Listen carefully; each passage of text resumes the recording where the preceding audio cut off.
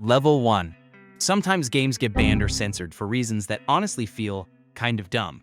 Wolfenstein 3D might look tame today, but in Germany it was flat out banned. Not because of the violence, but because the walls were covered in swastikas and Nazi imagery. Since German law forbids those symbols in games, Wolfenstein was pulled, censored, and eventually re-released, with all the Nazi references completely stripped out. Then there's Mortal Kombat, specifically the SNES version and the release in Germany. The blood in early versions was turned gray or removed entirely because censors thought it was too violent for kids. Like, you could still uppercut someone into a pit of spikes, but as long as the blood was the color of dishwater, it was fine. This kind of censorship didn't really change the gameplay, but it shows how even the smallest visual elements can get a game flagged or edited. It's weird, it's harmless, but it's where the rabbit hole begins. Level 2. Let's start with Ocarina of Time. If you played the original N64 version, you might remember the Fire Temple music had this eerie chanting in the background. But that wasn't just some random ambient noise, it was actual Islamic prayer.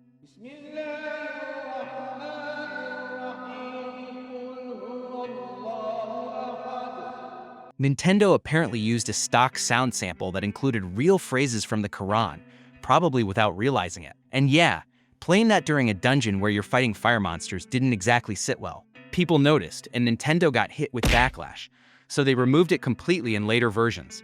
If you play the GameCube or 3DS editions now, it's completely gone. Then there's Little Big Planet. Back in 2008, one of the songs in the game had Quran verses in the lyrics.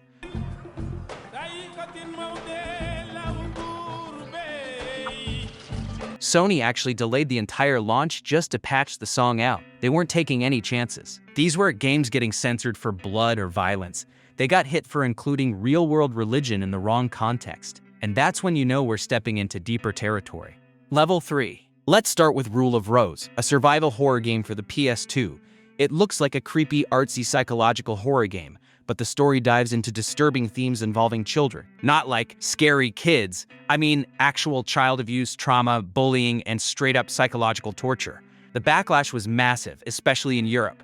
The UK basically said, "Nope," and banned it outright. And here's the wild part. Most of the outrage came from people who didn't even play the game. News outlets ran with rumors, and that was enough to tank its release in multiple countries.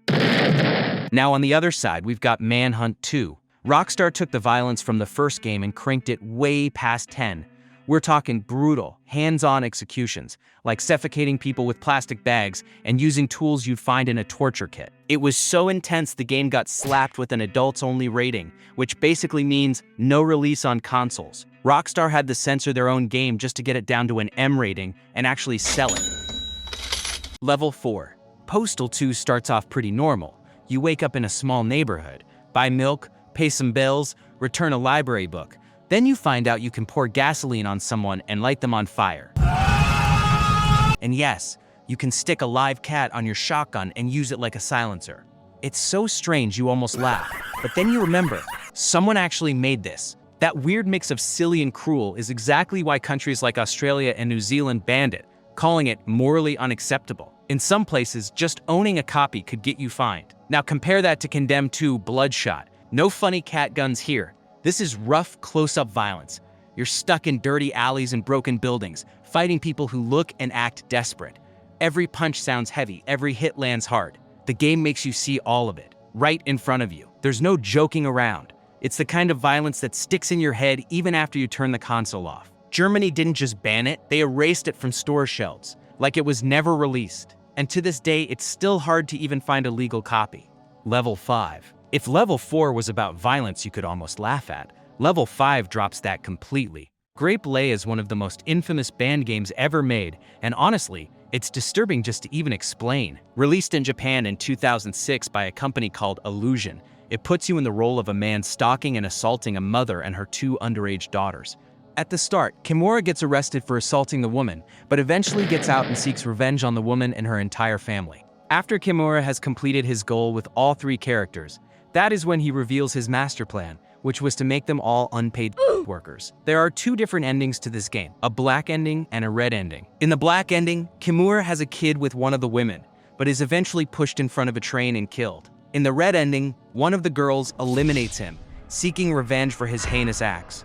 At first, it slipped under the radar, sold quietly in Japan's adult game market. But when English copies leaked onto Western file-sharing sites, everything changed. Politicians in the UK and US called it a training tool for predators.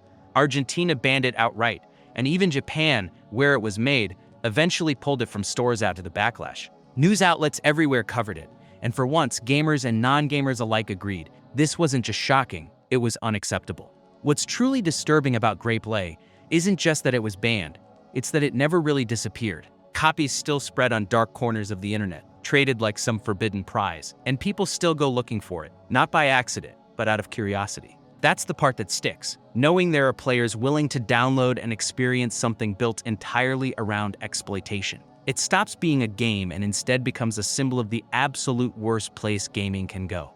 Level 6. Level 6 isn't about over-the-top gore or shock value. It's about a game that tried to turn a real tragedy into entertainment. 6 Days in Fallujah was announced back in 2009, and the idea alone sparked outrage. It wasn't some sci-fi shooter or a fictional war zone. It was a recreation of the Second Battle of Fallujah, one of the bloodiest battles of the Iraq War.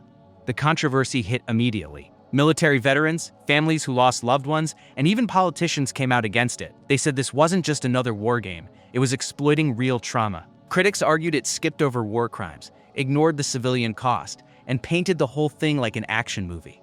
It got so bad that Konami, the original publisher, backed out completely, and the game was canceled for over a decade. But it didn't stay dead. The project was revived in 2021, promising authentic military stories and interviews with soldiers. That didn't really calm anyone down. In fact, it made things worse. People pointed out that survivors of Fallujah weren't given the same platform, and that the game still felt one-sided. So while countries didn't outright ban it in the same way as the other games, it became one of the most infamous real-life games of all time. Level 7. Level 7 is where things stop feeling like games at all, and nothing sums that up better than Sad Satan. Unlike everything else we've talked about, this wasn't sold in stores, it wasn't banned by a government, and it didn't even come from a major developer. It just showed up one day on a dark web forum with a download link and almost no explanation. When people booted it up, there wasn't really a goal, no missions or enemies. Instead, you walked down endless black and white hallways while distorted audio and unsettling images flashed on the screen. Sometimes it was gore, sometimes it was just static. The whole thing felt wrong, like the game itself didn't want you there. What makes it such a mystery is that nobody could ever fully prove what it really was. The guy who uploaded it claimed it came from the deep web, but he never shared the original files, only a clean version. Some people said the original game had actual child exploitation content hidden inside, while others think the whole thing was just a hoax to scare people. If the rumors were true, Sad Satan isn't just a creepy game, it's a doorway into something far darker, and that's why it sits at level 7. If you guys enjoyed this new video idea, let me know in the comments down below. And thank you for watching.